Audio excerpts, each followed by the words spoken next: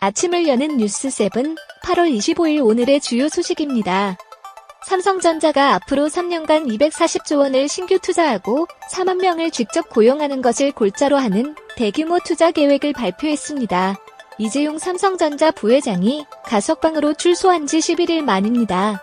신규 투자 방향이 대부분 국내에서 이뤄지는 것이어서 경제 회복에 대한 국민 기대에 부응한 것이라는 해석이 나옵니다. 시스템 반도체 시장의 패권 경쟁이 본격화하는 만큼 시스템 반도체는 기존 투자 계획을 적극적으로 조기 집행해 세계 1위 도약 기반을 마련할 계획입니다. 과감한 인수, 합병과 차세대 치료제 바이오 의약품 위탁 개발 생산 등 바이오 사업도 강화합니다.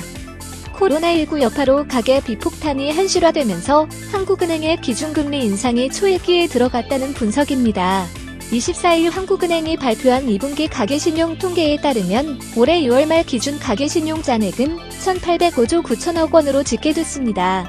관련 통계 작성 18년 만에 최대치입니다. 상황이 이렇자 금융권의 관심은 오는 26일 진행될 한은금융통화위원회 행보에 집중되고 있습니다. 업계는 기준금리가 인상되면 대출 증가세를 멈출 수는 없어도 빚 증가 속도를 완화시킬 것으로 기대하고 있습니다. 업계 관계자는 이번 금통위에서 기준금리가 인상될 것이라는 예상이 지배적인데 걷잡을 수 없이 치솟는 가계부채를 안정화시킬지는 지켜봐야 할 것이라고 말했습니다. 이달 말 윤곽을 드러낼 것으로 기대됐던 한국시티은행의 소매금융 부문 매각 작업이 또다시 무산됐습니다. 인수 의지를 밝힌 금융회사가 몇 곳 있어도 정작 적극적으로 나서는 후보자가 없어 매각 불발론까지 거론되는 양상입니다. 24일 금융권에 따르면 시티은행은 지난달 미실시안 이사회를 이달 26일 열어 소매금융 매각 전략을 논의할 예정이었습니다. 그런데 해당 안건은 상정되지 않았습니다. 이사회 안건에 올리지 않았다는 것은 뚜렷한 인수 희망자가 없다는 의미로 해석됩니다. 사정이 이렇자 매각 방식의 마지막 선택지인 단계적 폐지도 거론되고 있습니다. 업계 관계자는 지금까지 삐걱거리는 것을 보면 여러모로 조건 충족이 맞지 않다는 것을 의미한다며 일부 제2금융권과 지방금융그룹사가 시티은행에 눈독을 들였다는 소식도 잠잠해진 상황에서 업계 관심도 역시 떨어지고 있다고 전했습니다. 보험사별 해피콜을 다른 말로 완전 판매 모니터링 녹취 파일이라고 하는데요. 이 녹취 파일을 고객에게 제공하는 기준이 각 보험회사마다 달라서 소비자들이 혼란을 겪고 있다고 합니다. 보험사들은 정상적인 계약건의 해피콜 녹취 파일을 고객이 요청하면 제공하고 있습니다. 하지만 제3자가 피보험자 대신 청약서에 서명하고 해피콜 절차를 진행한 불법 계약인 경우에는 다른 기준을 적용하고 있습니다. 삼성화재가 대표적인 사례입니다. 삼성화재는 피해자가 불법 계약건에 대한 해피콜 녹취 파일을 요구하면 목소리 당사자인 제3자의 동의를 얻은 경우에 한해 제공하고 있습니다. 반면 AIG, 현대해상, 흥국화재, 동양생명은 피보험자 동의가 없는 계약에 대해서도 청약서 사본과 해피콜 녹취 파일을 제공하는 것으로 전해집니다.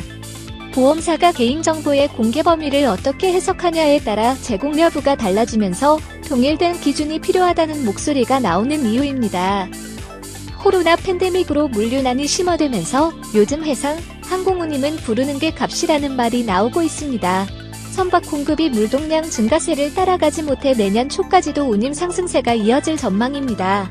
올해 선박 수주 랠리가 이어지고 있어 내년 이후 조선사들의 수익성은 큰 폭으로 개선될 전망입니다. 운송할 배가 모자라자 긴급물자는 하늘로 경로를 바꿨고 덩달아 항공운임도 고공행진 중입니다. 코로나 확산세로 올해도 비대면 추석이 예상되면서 유통가는 비대면 선물하기 서비스를 확대하며 분주하게 움직이고 있습니다. 백화점과 대형마트, 홈쇼핑 업계 공통 전화번호만 알면 선물할 수 있는 온라인, 모바일 앱 문자, 카톡 선물하기를 대부분 상품에 적용하고 있습니다. 편의점은 매장에서 직접 사야 하지만 선물 세트 무료 배송을 확대하고 있습니다. 유통가는 올해도 정육 등 고가 프리미엄 세트에 힘을 주면서 판매 경쟁이 치열할 것으로 보입니다. 이달 27일 중부 지역 최대 랜드마크 대전 신세계 아트앤사이언스가 문을 엽니다.